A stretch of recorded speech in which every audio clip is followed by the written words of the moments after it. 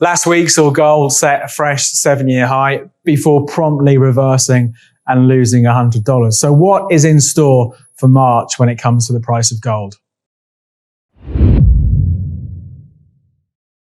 Hello, I'm David Jones from Capital.com, and this is our update for the price of gold. You don't need me to tell you it's been an incredibly volatile couple of weeks on financial markets. We saw gold last week push out to a 7-year high, but then dump $100 into the end of the week. So in this video, I'll have a quick catch up with what's been going on with the gold price.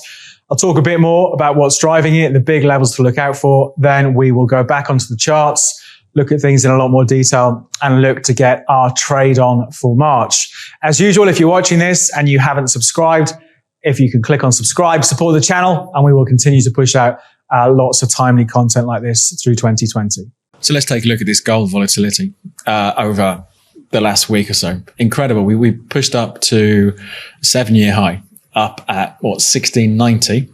That was on the 24th of Feb. And by the 28th of Feb, the market had dropped as low as, 1560. So $130 turnaround in the gold price in about 4 days. This is what it looks like on a daily chart. There's the big move. There, we'll come back and see where this leaves us for the great scheme of things in a second. So let's talk about the last couple of weeks for the price of gold. So we saw it hit a 7-year high, trading up near $1,700 an ounce. As the coronavirus infection spread around the world outside of Chinese borders, we saw very much a risk-off attitude by investors. In times of trouble, the price of gold is probably the main safe haven destination. So it definitely played its part here. But as stock markets continued to plunge, the price of gold reversed. So what had been seen as a safe haven, suddenly we had the same sort of volatility hitting gold, with it dropping around about $100 from the high that we saw at the end of February. And there's a bit of speculation as to what caused this. And I think it's always after the fact we get various stories. One of them was people being margin called, people who bought gold on leverage. The price of gold started selling off and they got hit by margin calls, forcing more selling, pushing the price down. I think perhaps the more obvious way of looking at this, we saw such a volatile move in stock markets and commodity markets, really across the board. Plenty of volatility, really in reaction to this ongoing coronavirus spread, that investors just seem to desert all sorts of assets, no matter how risky or not they were seen. And I think that definitely contributed to the fall in the price of gold. We will see what March brings, whether this dump is just a great buying opportunity for another push to 1700. But before we look at that, let's talk about the big levels to watch going into March. The obvious one is the 7-year high that we hit in February, $1,690 an ounce. After that, we've got a high not so far away, January 2013 levels up at 1696, and then I think 1750 back to the highs from late November 2012. Because we've seen such a sharp reversal, we do have various support levels on the way down. So on the downside, we've got 1560, the low from the last week of February, as we saw the market turn around and sell off heavily. After that, we're looking at 1535, the low for the year so far, actually, from January. And then I think we've just got to look at a psychological level, $1,500 an ounce, as if it did sell off that far, will we see buyers come back in? Anyway, let's catch up with the chart, look at things in a lot more detail, and look to get our trade on for March. So here's just a reminder. Here's the big picture move for gold off those lows, 2018 lows at 1160 an ounce. And then we have the push in Feb up to $1,700. Clearly, we're a long way away from that longer term trend line. It's a good couple of $100 away from where the price is trading now. So let's just bring things a bit more up to date and perhaps look at what's been going on over the last 6 months. So here's the moves in gold since when's this? The end of September. And we can see during November, those big lows in around about 1445. And then we've seen the market push higher again, break out, hit that 7-year high and pull back. And I'm just wondering if we look at where the lows for sort of mid-Jan are for gold, around about 1530, 1535, that sort of level. That does look to be good support. Looking on the RSI here, not surprisingly, we've seen it come out of overbought as the price has turned around. We haven't gone oversold on the price. Looking at the MACD though, we did have that hook give a sell signal on that big down day for gold. But for me, it's probably more about price. Do we think this is an overreaction by the sellers? There were talk about margin calls for people when it came to the stock market. They were meeting margin calls, selling out of gold. Who knows? I think it's always easier once these things have happened to come up with reasons. But for now, if we take this as an overreaction, then actually we could view this as a buying opportunity. So what I want to focus on is what's been going on really this year. So let's step things in and take a look at the hourlies. So this is really what I'm interested in for the trade. We have the lows from mid-Jan around about 1535. You can see, of course, the market pushed up towards 1700.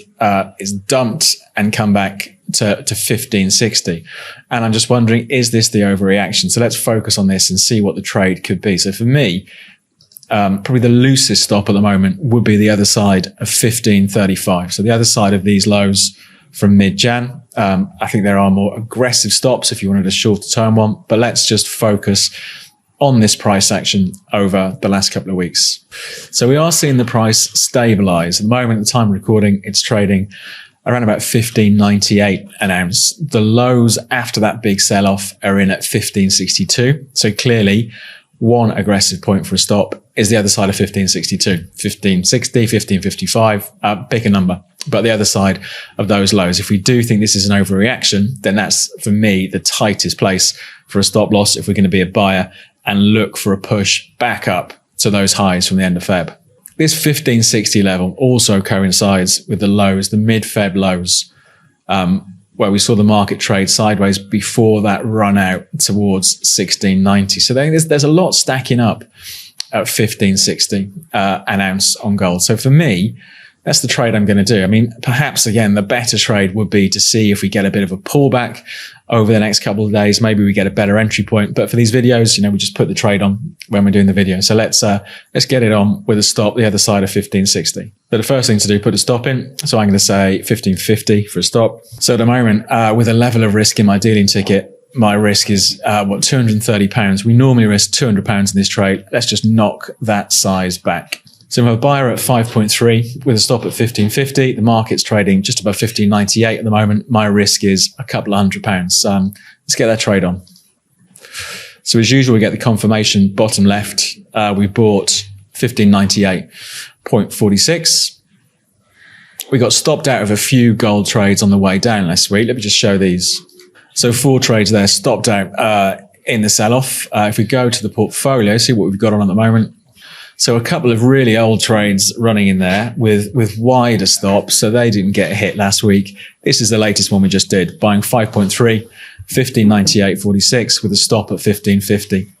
And I think it's a fair enough trade. If we go back to the dailies, it's been a really volatile couple of weeks. But for my money, that sell-off doesn't change anything. It doesn't change the trend. We could pick up on maybe a sharper trend off these December lows as well. 1535 through to 1560 has been good support for gold. So for me, for my money, I'd be looking for calm to return and for the market to run back up and target these old highs up at 1700. I mean, clearly everything changes very quickly day to day at the moment, but we've got our stop in, we've got our trade in. I'm going to treat this as a knee-jerk sell-off and we'll see what happens next. I think even if it breaks below 1535, the next levels we'll be looking at will be sort of approaching fresh lows for the year if we slip much lower than that, but there's lots of support down at 1445, that sort of area. So for now, let's just take it one step at a time. We do have these important lows really running from mid-Jan to mid-Feb. Let's see what happens over the next few days. It promises to be another interesting month. We'll see how things go, but from me, David Jones and Capital.com, that's it for this update. Good luck with your trading.